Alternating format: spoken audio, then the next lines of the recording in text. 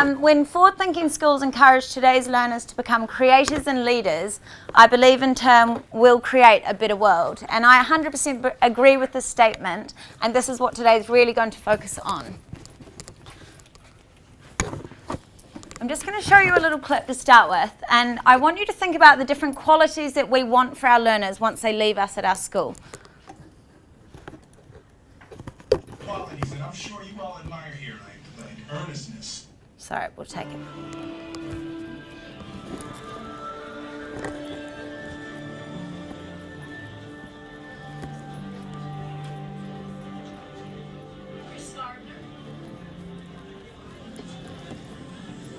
Gardner. How are you? Good morning. Chris Gardner. Chris Gardner. Good to see you. Chris Gardner, pleasure. I've been sitting out there for the last half hour trying to come up with a story that would explain my being here dressed like this. And I wanted to come up with a story that would demonstrate qualities that I'm sure you all admire here, like earnestness or diligence and team playing to something, and I couldn't think of anything. So the truth is, I was arrested for failure to pay parking tickets. Parking tickets? And I ran all the way here from the Polk station, the police station. What were you doing before you were arrested? I was painting my apartment. Is it dry now? I hope so. Jay says you're pretty determined. Oh, he's been waiting outside the front of the building with some 40-pound gizmo for over a month. He said you're smart. I'd like to think so. And you want to learn this business. Yes, sir, I want to learn this business. Have you already started learning on your own? Absolutely. Jay, Yes, sir. how many times have you seen Chris? No, I don't know. One too many, apparently. Has he ever dressed like this? No. No. Jacket and tie. First in your class? In school? High school? Yes, sir. How many in the class? 12. It was a small town. I'll say. But I was also first in my radar class in the Navy, and that was a class of 20. Can I say something? I'm the type of person, if you ask me a question and I don't know the answer, I'm going to tell you that I don't know. But I bet you what? I know how to find the answer, and I will find the answer. Is that fair enough? Chris, what would you say if a guy walked in for an interview without a shirt on? And I hired him. What would you say?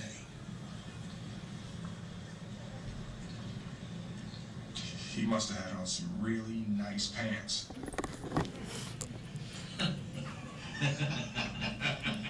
Right, on your tables you have one of these here, and I want you just to have a time to jot down the qualities that we want to develop in our learners at our schools.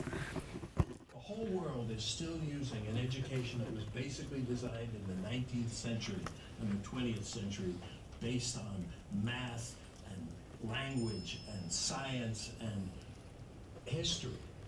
But that's not really what people need anymore, because they live in a context where that stuff is very readily available. They live in a context that's very variable. I call it VUCA. Variability, uncertainty, complexity, and ambiguity. We're inventing new words like frenemy and competition. And we have an accelerating pace of change.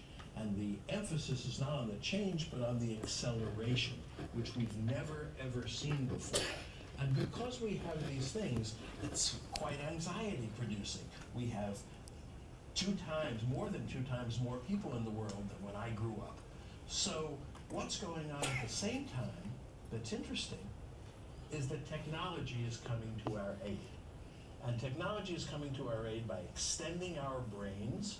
I wrote a whole book about this called Brain Game. We can do many more things. We can look at trillions of data points. We can analyze. We can connect around the world. And most importantly, our extended brains are connected together by the internet. And so we have this world of VUCA and accelerating change and extended brains and connectivity that is a brand new world. And the old education is not going to serve the kids who live in that world as it served us who lived in the pre-internet world. What kind of education do we need? Well, the first thing is we need a new goal. Why do we need a new goal? Because the goal is not learning. Learning is easy now. Learning you can do online all the time. The goal is becoming. The goal is becoming a good person, a capable person, a world-improving person. Learning is one means to do that, but there's a better means, and that's real-world accomplishment. Kids today can accomplish real-world projects in many areas, starting very young, in ways that kids could never do before, because they have all these tools. Thank you. So the education that we do, which helps people become, is based on real-world projects and real-world accomplishments. Now, once we have those projects, what do the kids need to know? Well, some kids will need to know some math and some science and some language and some history, of course. But every kid will need to know effective thinking, effective action, effective relationships, and effective, of course, accomplishment. And that's what we need to teach. And we teach very little of that today. We teach a few pieces of thinking. We teach mathematical thinking and critical thinking and scientific thinking, but we don't teach all kinds of other things like creative thinking and systems thinking. We hardly teach at all action. We know the 7 habits of highly effective people because somebody studied that. We don't teach it. We don't teach project planning. There are lots of action pieces. We don't teach persistence or grit. And then we don't teach relationships, which are really one of the most important things, as everybody knows, for getting anything done and accomplishing. Not just relationships one-to-one, but in groups and families, online, in virtual worlds. And of course, all the other things that are involved in relationships like ethics.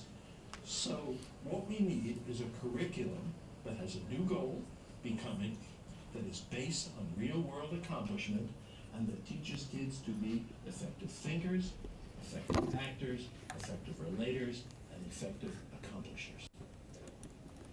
Okay, I just want you to take a couple of moments to jot any ideas down, but also think about your current context in your school and the curriculum you're delivering for your children. If there's anything that he's mentioned that you believe you're not currently covering in your school, or things that you could start to look to implement to make a greater priority. So just take a couple of minutes. Feel free to talk with the people at your table as well.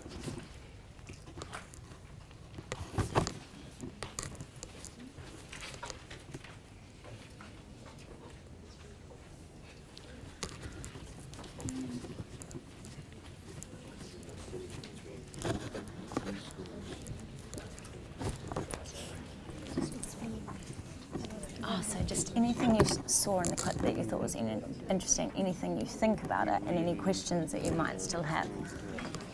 Okay, I'm just going to pull you back because we've got a lot to cover this morning, and I hate to drop people in the middle of a conversation. I think, are we all in agreement that we agree with what he's saying in terms of the way our curriculums do need to change? Now, at GWPS, we've spent the last almost 2 years now working on our learning skills that we use within our school. And these are the 6 of them. Originally, we started work with Mark Treadwell, and then we took that and adapted it and made it our own. Our children even participated in terms of what they would be called. And you'll see on your tables there are some examples. Now, you are not allowed to take these with you because it took us a very long time. So we have learning skills expectations from year 1 to 3 because we know that children progress through those age groups, and then 4 to 6. What I want you to do, though, is what learning skills and competencies do you currently offer in your school? And how often do you allow children to practice those? So just have a little think at your table, but feel free to look at these.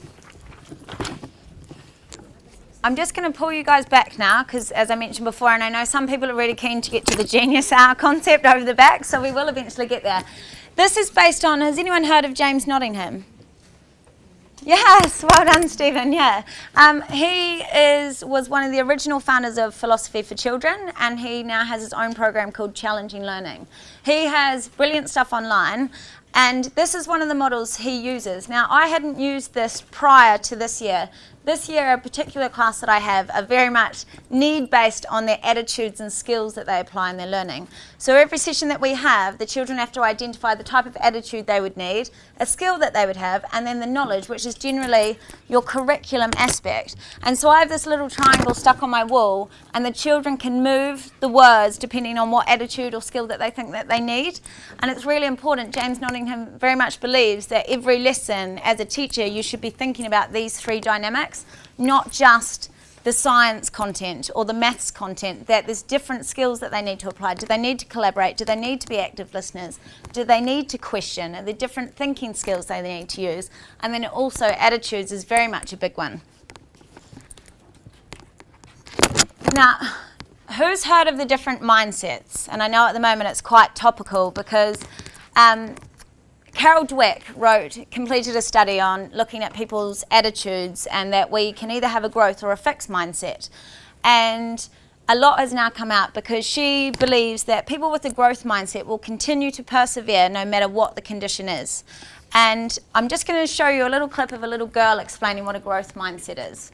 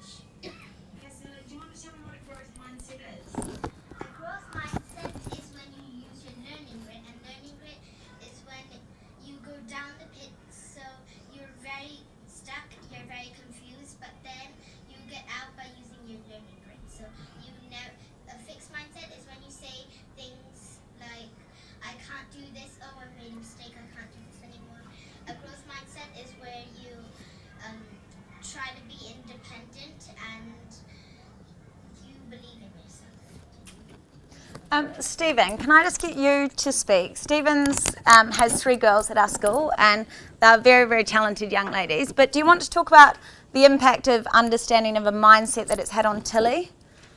Yes. Yeah? Tilly is in Sally's class. Thank you, Miss Leanne. So Tilly That's awesome. is a 7-year-old girl, and as parents, you don't get an instruction book, as you all know.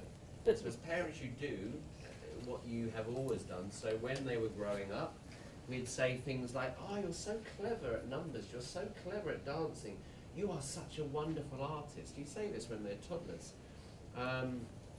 But what you're starting to reinforce to the child is that they're at the top of their game.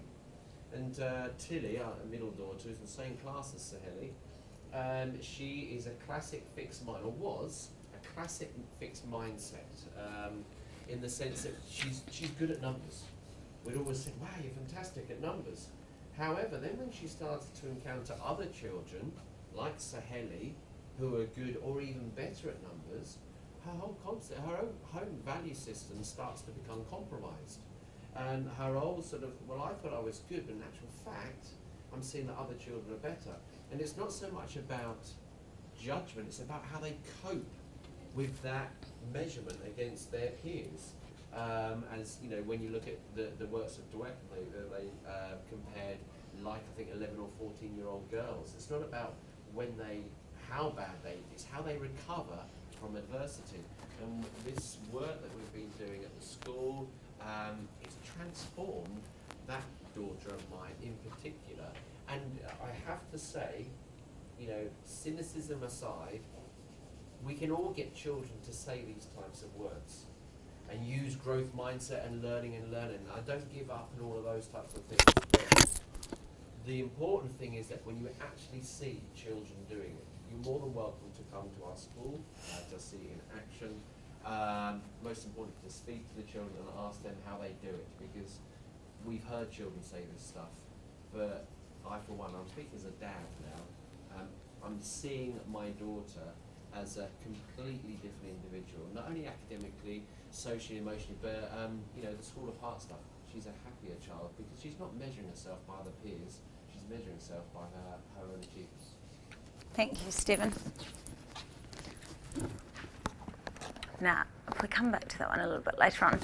You heard Sahili talk about the pit, and she goes down into the pit. This is a metaphor that we use where we want learning to be hard, because children understand that if learning is always easy, that means they're coasting and their brain's not actually developing and growing. So we have these in classrooms where children can show where they are in the learning process.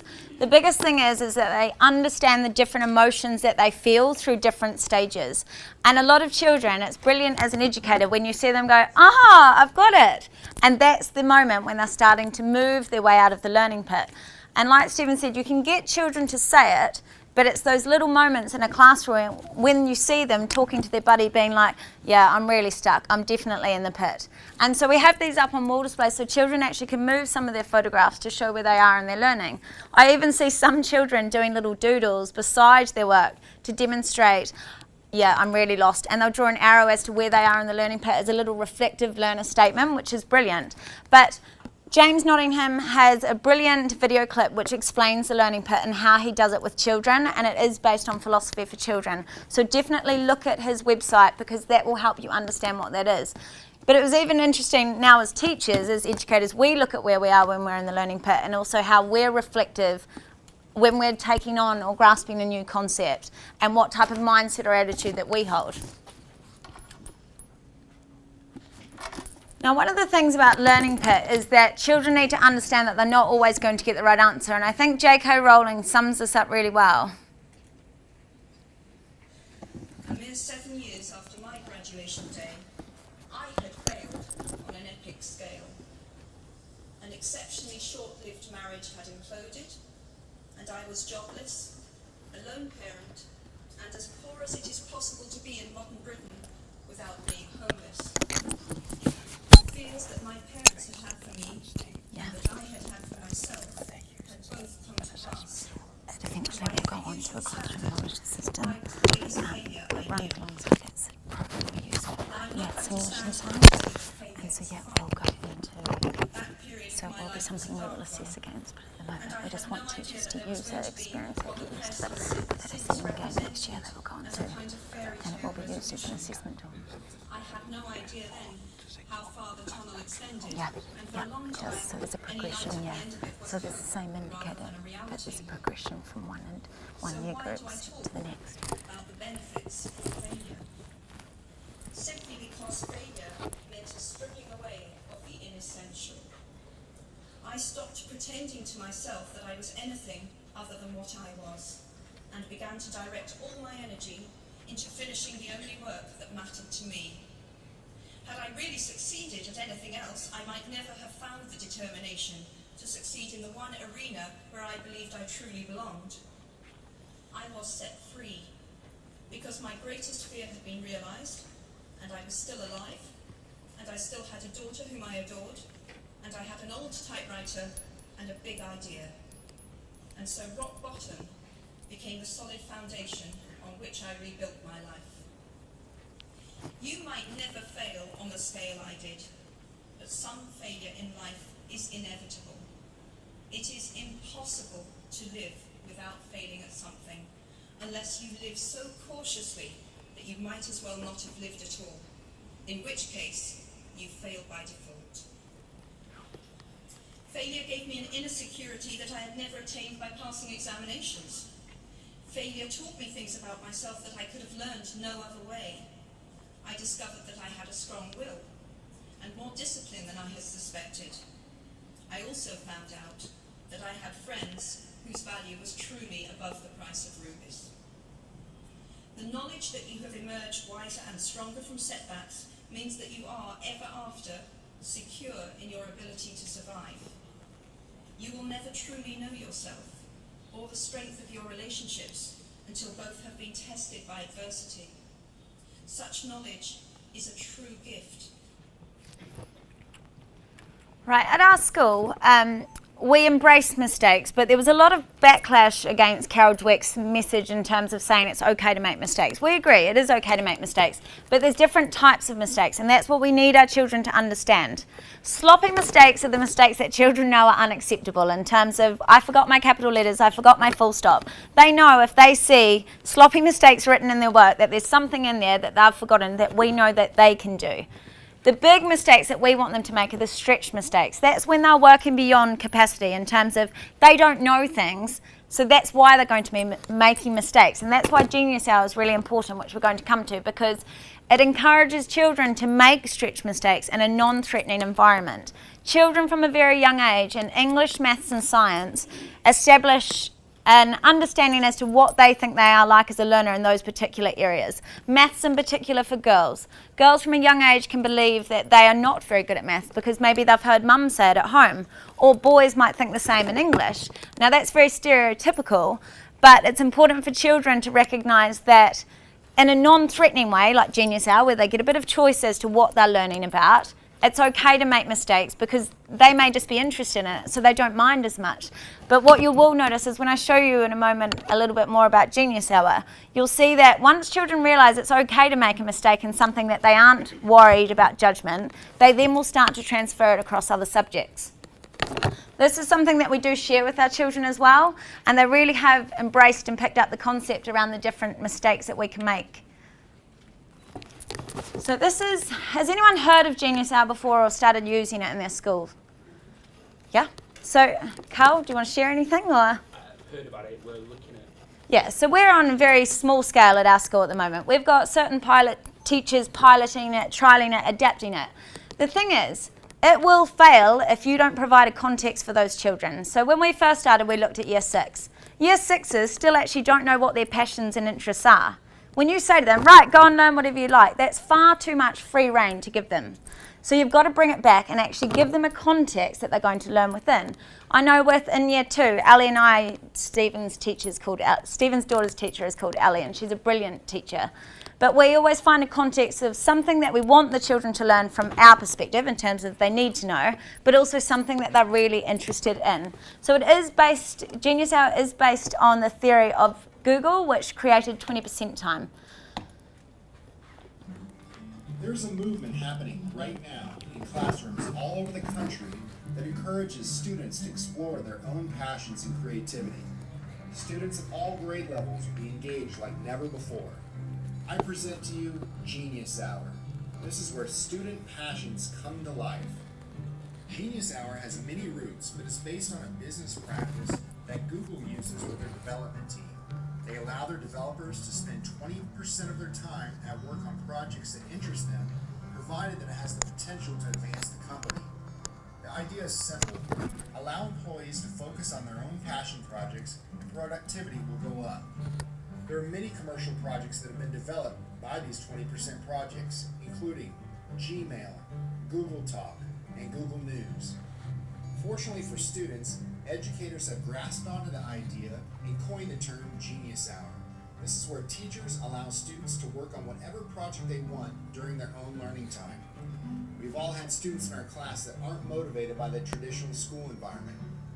The beauty of Genius Hour is that it provides a path to intrinsic motivation. When students have a say in their learning, they become much more engaged, their confidence is boosted, and the entire learning process becomes, you guessed it, fun. I have 3 rules for Genius Hour projects. The first rule is there must be a driving question. The student needs to be able to communicate what they want to learn about. If we can go out and find the answer on Google with a quick search, then the question is going to need some tweaking. Secondly, the project must involve research. If a student wants to build a model rocket that goes 200 feet in the air, then they need to provide the resources they use for that project. The last part is that the project must be shared. Ideally, the project needs to be shared not only with a class, but shared with the entire world. Some example projects that I had in my 6th grade classroom that turned into really great projects were 2 students that learned to code at codeacademy.com. One girl developed her drawing skills by creating a sketchbook all about wolves.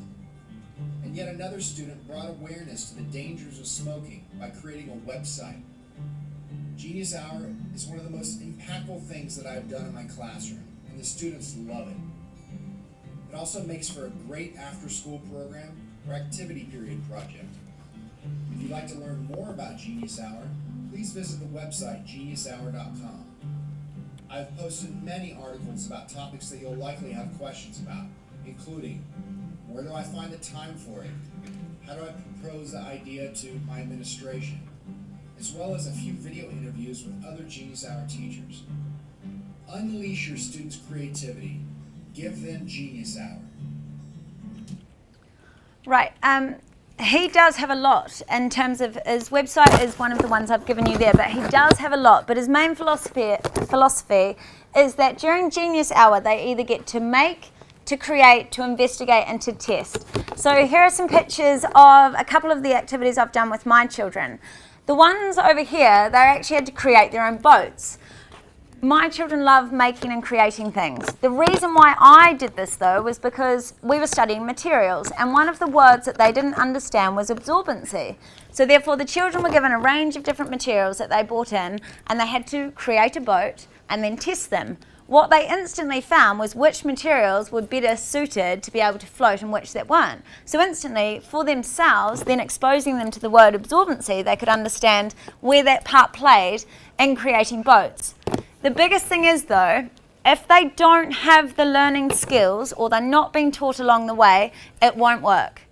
So if the children have to create a question, if they don't know how to create questions or they don't understand what a great question looks like, they're not going to be very successful.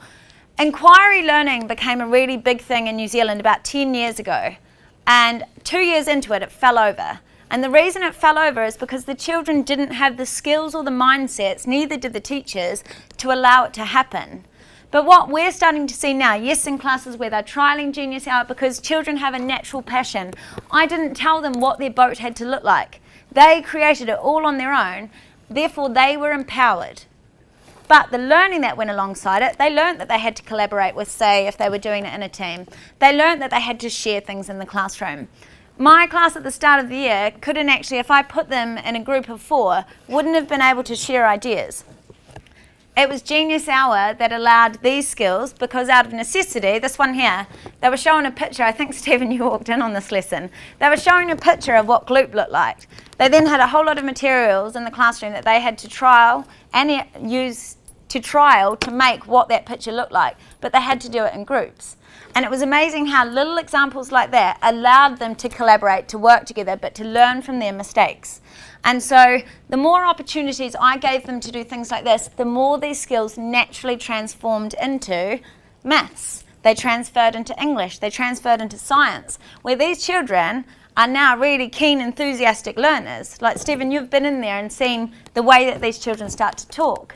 But it's because they had the skills with them along the way, but they were naturally interested in this. And so now they know that Genius Hour is something special they get to do, but they get a bit of choice as to what it is, but they know they've got to negotiate because it's got to fit with something that we're currently learning about. You can't just give it to them and say, go and learn whatever you like, because I will tell you it will fall over, no matter how old the children are, if they don't have those learning skills and they don't have those mindsets. One of the ways that we communicate, though, is we use Twitter. So with them only being 6 and 7 years old, and a lot of our older children, we use Twitter to communicate. But with Twitter has meant that we've connected with a range of people around the world because they can see what it is that we're doing. If you follow the hashtag Genius Hour, you'll see examples from all over the world from what they've done. I know a lot of teachers that are using it in our classrooms use a lot of the STEM projects, incorporating the maths and the science. So there's so many different examples out there. All of the resources are accessible to you. You just need to find them. At the moment, our school is starting to work towards something called FutureWise. And FutureWise Week is something where each different year group has chosen a focus from the national agenda. So it might be improving air quality, it might be looking at innovation through infrastructure. And at the moment, we're starting to get the children to understand that everything starts from an idea. And these are some examples from children around the school where they're explaining where ideas come from. And it's amazing because I think I've put a quote on the table. A little boy said to me, ideas can change the world, so we need to borrow them. And so that's a brilliant thing though, because that is what innovation is. We borrow something and we adapt it.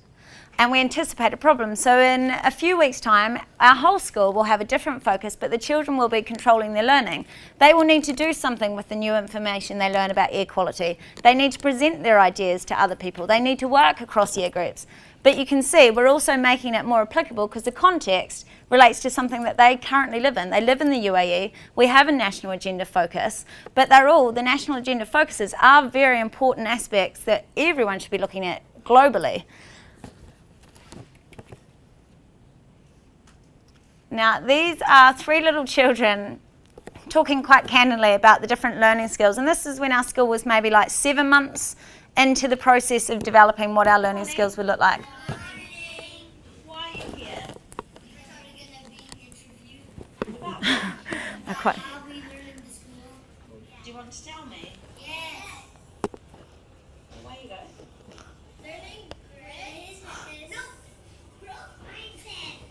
Okay, where you go, Sina? What is growth mindset? Growth mindset is when you always take up challenges and you never give up. And Fazana, what did you mention? Learning grit is something that you do and you never give up, even if it's a little bit hard, even if it's really hard. You just keep on trying and get off the pit. Okay, what is the pit, Jet? The pit is like when you're stuck, you're down the pit and you're stuck. And when you're like getting it, you're getting up, and then when you're like tricked again, you get down. Who tricked you? Yeah. How do you get out though? What do you use? Use our learning grit power. Yeah. Brain.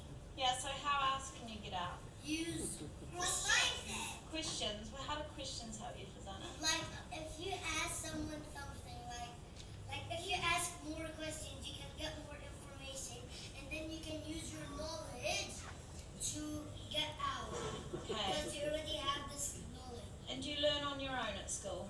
No, because we have collaboration. What is collaboration? It means when we're like, it means when we don't work together, we have something called K-Git in our school. Okay. And it's like shoulders, partners, and face partners. Yeah. So, like, if you're stuck, you can ask them, Okay. and then you go as the teacher. But when you ask your partner, it's called collaboration. And Sina, you've got a really good word that you use. Yeah, but what do you do?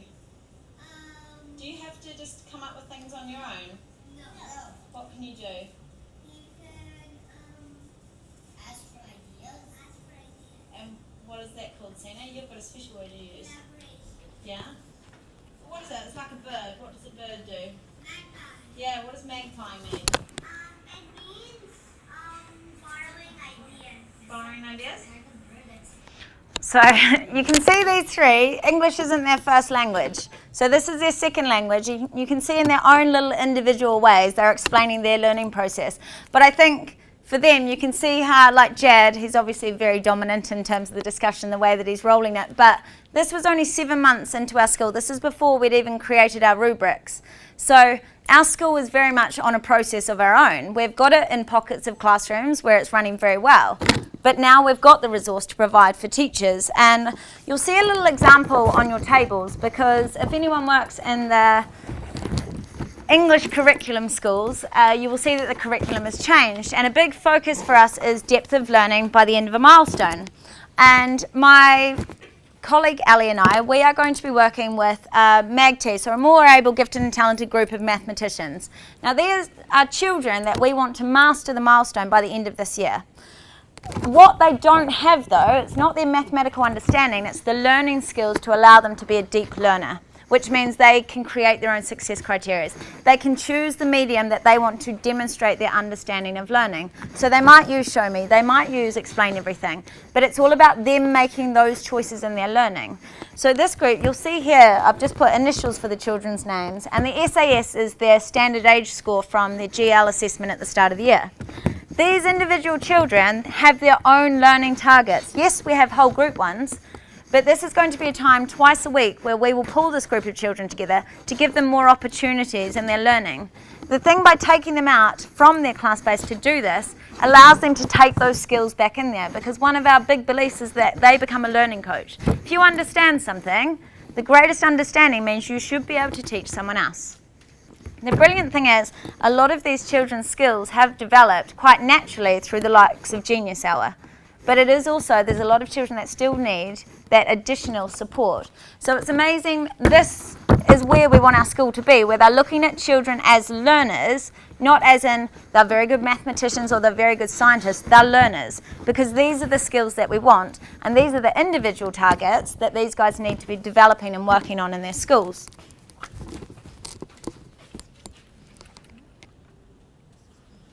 This here is a question written by an FS2 child. And what the teacher had done, so through her own way of doing Genius Hour, she allowed the children to choose the text or story that they were going to read. And they looked at the 3 Billy Goats Gruff. And so that was their context, because they loved this story so much. And when I was in the classroom, she started with a little bit of a problem and said, the troll had written a story and the children had to correct it. She then sent children away to choose what table they wanted to work on. So some children could ask questions to characters in the story. Some could create a setting. Some could create characters from the story. The others could do word problems relating to the characters in the story. I watched 4-year-olds subtracting 13 from 20, where they progressed from using a number line to then having to go doing it without it. And these are 4-year-olds that chose that particular table to go to. But because they had such a natural interest in the story, they were already engaged. They were empowered to want to do what they wanted to do. And the question, I was pretty impressed, why are you not sharing the bridge? From a 4-year-old that wrote it on their own, it's pretty impressive. This is one of my favourite quotes that comes out of the innovator's mindset. And engaging students means getting kids excited about content, interest and curricula. But empowering them means giving kids the knowledge and skills to pursue their passions, interests and future. Kids need to be empowered and not engaged. So I think that's a really important message. We can't empower them if we don't provide them with the opportunities to develop those skills as learners. So I think it's a really important message for us to send to them. And I've just got, when we've been looking as a school, we've been looking at innovation. That's obviously a big focus for us at the moment. And we were looking at creating our own innovation policy. And I think a lot of people overthink innovation, because as educators, we solve problems on a day-to-day basis. You've got children that may have forgotten their lunch, you've got someone that doesn't have their togs, you've got a range of different issues in your classrooms. But this was a really important quote that I found quite nice from Katie Martin, who's a director of professional learning. There is no substitute for a teacher who designs authentic, participatory and relevant learning experiences for her unique population of students. The role of the teacher is to inspire learning and develop skills and mindsets of learners. A teacher, as designer and facilitator, should continually evolve with resources, experiences and the support of a community. It is becoming increasingly clear that we don't necessarily need to transform the role of teachers, rather create a culture that inspires and empowers teachers to innovate in the pursuit of providing optimal learning experiences for their students. So I think it's really important. There is no replacement for a teacher, but it is all about our approach and how we're adapting to the context that we currently live in and how we're adapting a program for that. And I'd have to say, the culture of learning has been the biggest transformation at our school. Would you agree, Stephen? Going into those classrooms, you see that it's more of a partnership between student and teacher rather than teacher being the only person at the top, holding all the information. You see children openly, confidently challenging the teacher's understanding of something that they're learning. And that's what you want to embrace. You want to embrace a culture of learning in your schools for your children, but also your teachers. Right, thanks.